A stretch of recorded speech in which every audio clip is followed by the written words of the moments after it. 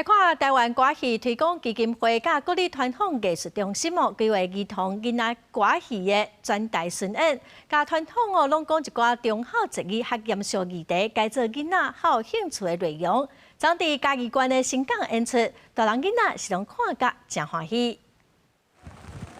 家长拿着雨伞，带囡仔体验歌戏的化妆。台湾歌戏推广基金会14位下晡开始，伫嘉义县新港举办儿童歌戏的公演甲艺术体验，要透过儿童歌戏的演出，让亲子家庭认捌歌戏新的表演艺术。不管是戏、音乐，或者是你看到的色彩、舞美、灯光效果，跟所有的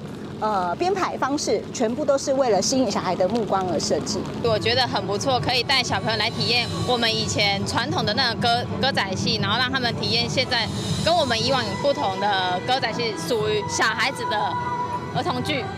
基金会表示，即卖社会环境的丰富，囡仔颠倒减少接触传统戏剧的机会，透过简单好白的台词甲趣味的互动表演，让囡仔对歌戏嘛会当产生兴趣。阮袂用足严肃的迄款吼忠孝节义的故事来教育囡仔其实呢，阮就是希望讲